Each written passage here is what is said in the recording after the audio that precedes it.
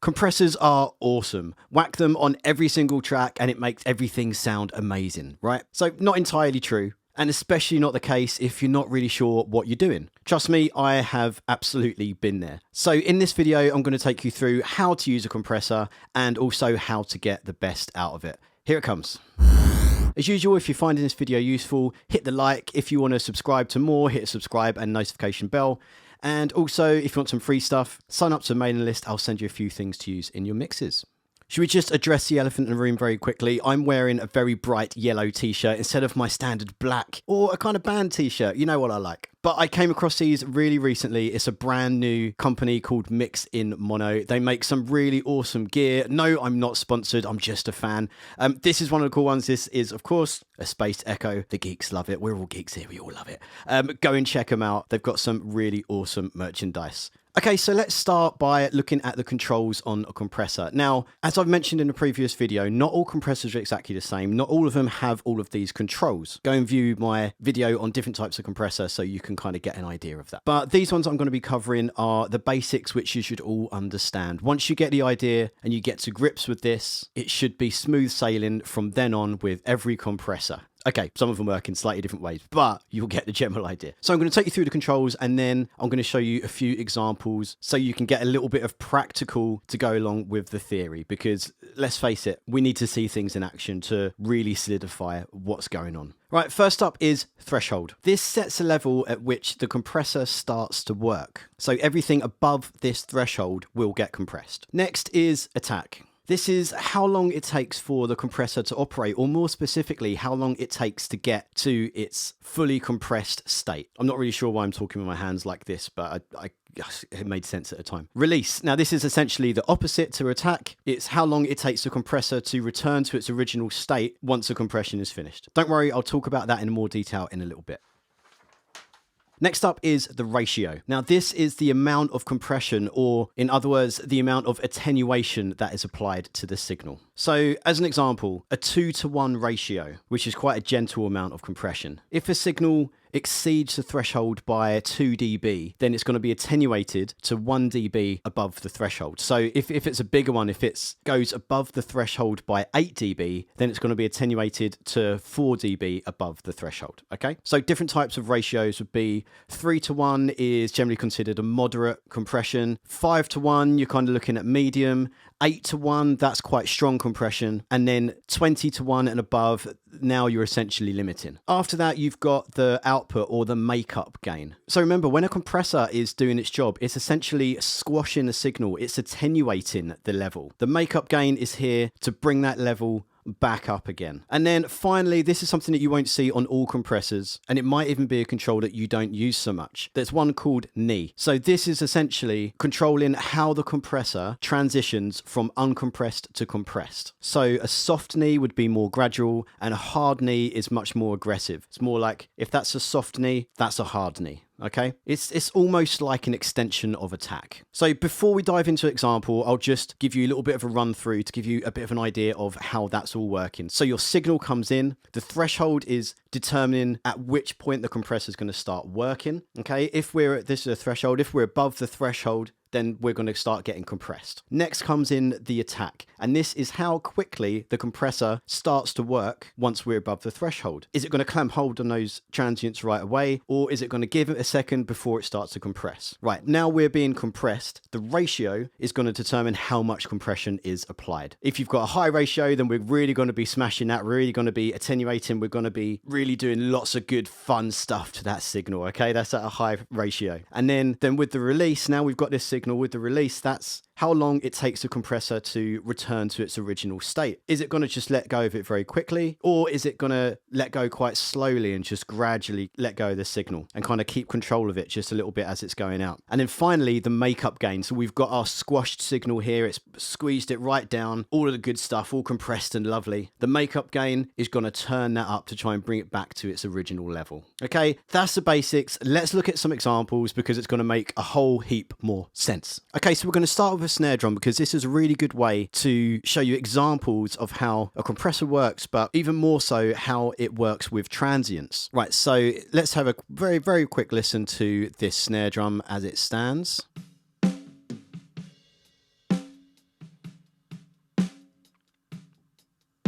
Okay, you get the idea. Sounds like a snare drum. Now we're just going to go with a Logic stock compressor because it's nice and visual and it's got all of the controls on it that we were talking about. Okay, so we're going with a vintage VCA. FYI, anyone who's actually using Logic, it's one thing to notice that as soon as you load up a compressor on here, the threshold is already down. So I'm going to put that back to 0. The auto gain is on. Let's turn that off. And auto release is on as well. I'm going to turn it off so we're at a very clean slate. Okay, so what I'm going to do is I'm going to slowly lower the threshold. And if you look on this main screen here, this is the gain reduction. So it's showing how much compression is being applied, how much attenuation is being applied here. Okay, and this is in dB. So let's get that so it's getting a fair amount just so we can hear what it's doing.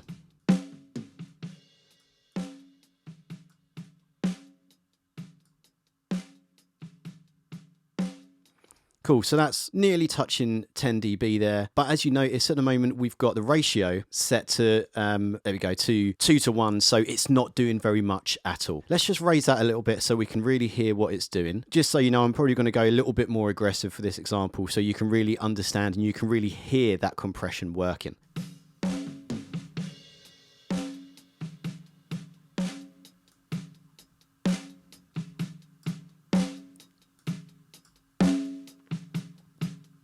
Great. Now let's have a look at attack. At the moment, I've got the fastest attack, the fastest release. So as you'll notice, as that's compressing, you should be able to hear that, but I'm going to just turn it on and off so you'll get to hear it. You'll notice because the attack is so fast, you're not hearing that initial transient. You're not hearing the attack of the snare drum. It's cutting it off and it's essentially just squishing that down a little bit. So let's just listen to that and you'll get the idea.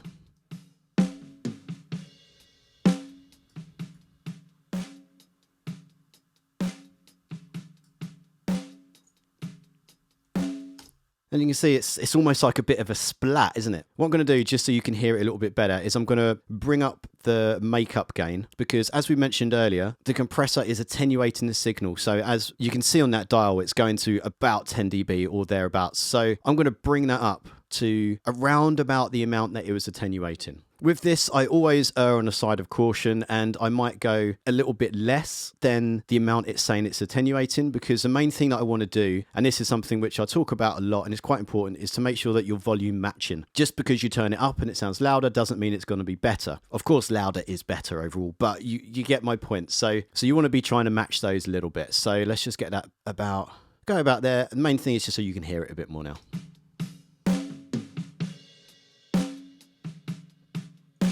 Okay, so right, you're really getting that splat. Now what I'm going to do is I'm going to increase the attack time and start to listen to that snare drum and listen out for the transient. What you're going to hear is you're going to start to hear the initial attack and that crack of the snare drum come back. Okay, here it comes.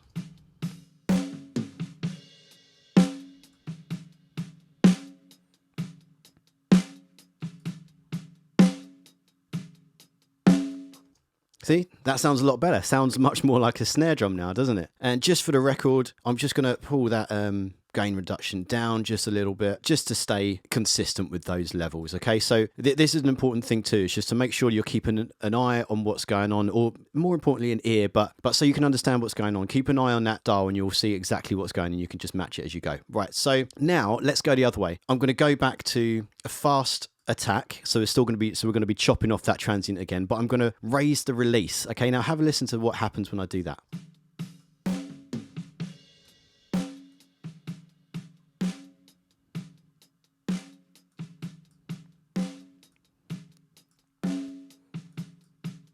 So what you would have noticed there is it's now extending that snare. It's bringing up some of the low level information there. The parts that were softer are now a little bit more in line with the harder parts because it's brought that attack down and it's still keeping hold of the tail end of the snare. Okay, so even though that snare is finished doing its job, the compressor's still trying to keep hold of it and it's still trying to squish those end bits. And now with drums, one thing you will notice is a lot of the time you'll be going for a slightly slower attack and a faster release, but it's important to hear what these controls do because you might be looking for this sound in your snare. You might really want that to be kind of dry and compressed and, you know, kind of in your face like that. But let's just continue and I'll show you how to use these controls together. Okay, so just one more time on that release so you get the idea.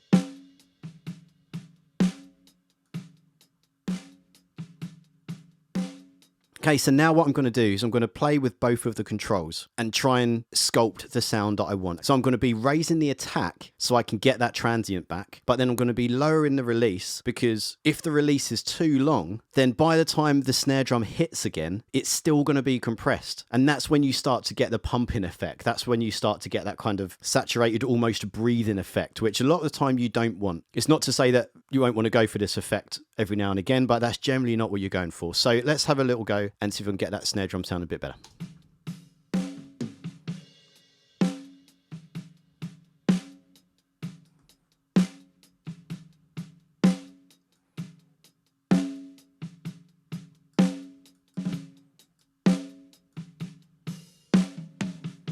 There we go, sounds much nicer now. So we've got the attack in there, we've got that transient, and then it's compressing the snare, so we're getting all of that compressed, juicy goodness. And then the release is fairly fast, so it's getting out of the way before the snare drum hits again, and therefore is engaging the compressor once more. Now, it's not to say that you're always going to go for a super fast release. It will totally be dependent on the song. If you're not sure, err on the side of caution and go for a fast release. But with a slow song like this, because there's such a big gap between hits, you can get away with a slightly longer release. You can use this to give it a little bit more sustain and really get the note out of that drum. So let's just hear a quick before and after, and we'll see if that's actually doing a good job or not.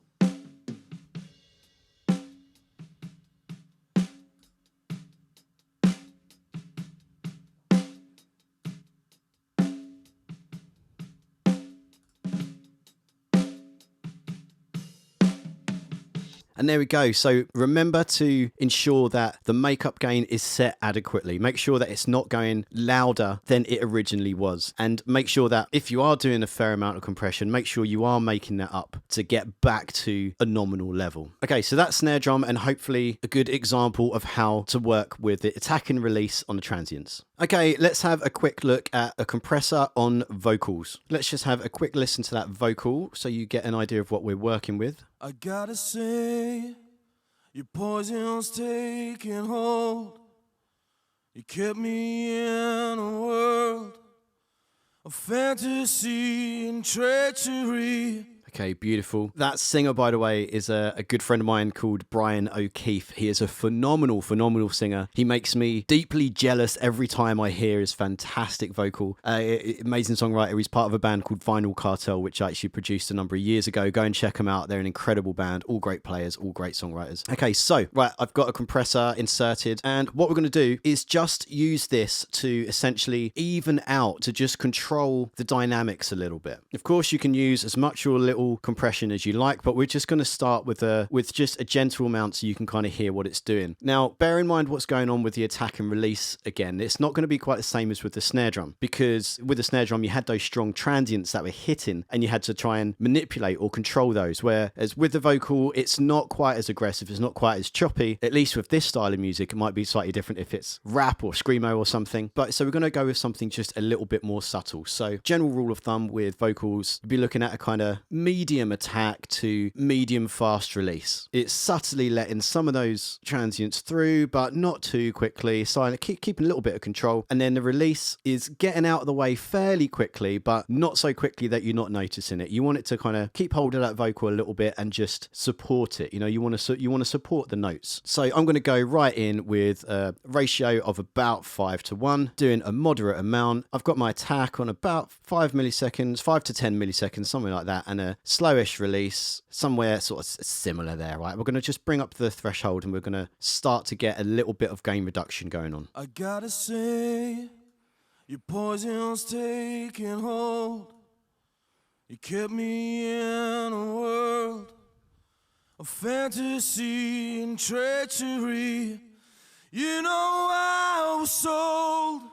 Now, as you notice, if you saw on a meter there, as he started to get a little bit louder in that second half, it started to compress or attenuate a little bit more. So it was nudging around 4 or 5 dB, but then the high parts, it went up to about 6 or 7. Now, that is pretty much what you want, because you don't want it to be working aggressively all the time. You just want to be supporting some of the low notes and controlling some of the highs. Okay, so now I'm going to bring up that makeup gain. We'll go to a nominal but conservative level. We'll go to about 5 dB. Okay, and let's just see what that sounds like. I gotta say, Your poison's taking hold.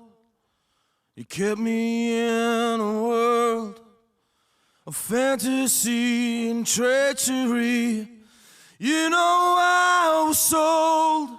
Okay, so you can notice when it's getting to those high notes, it's not jumping out as much. It's just keeping control, but it's not compressing it so aggressively that you're noticing it. So as I said, we're going fairly subtle with this. We'll do that one more time, and I'm going to take it on and off so you get the idea of what it's doing, but you can also see the waveform up here. So you can actually see that it starts off soft and gets a little bit louder as we're going along. Let's just make that a little bit bigger so you can see it. There we go. FYI, I'm not raising the volume level there. I'm just raising the appearance on the waveform. Okay, and we'll start just so you can really see what's going on. We'll start halfway through. Here we go. You kept me in a world of fantasy and treachery. You know I was sold. Now let's chuck that compressor on. You kept me in a world of fantasy and treachery. You know I was sold. Bleeding out from nowhere.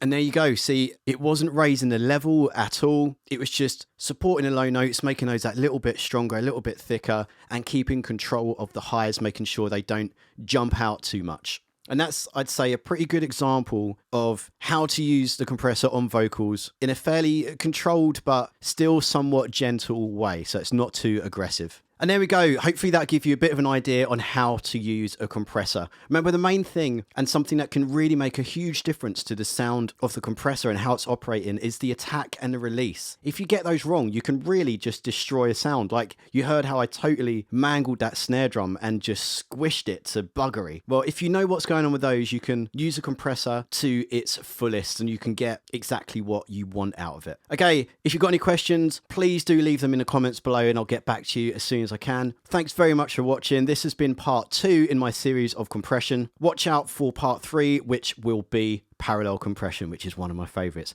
Okay, cheers for watching. I'll see you next time.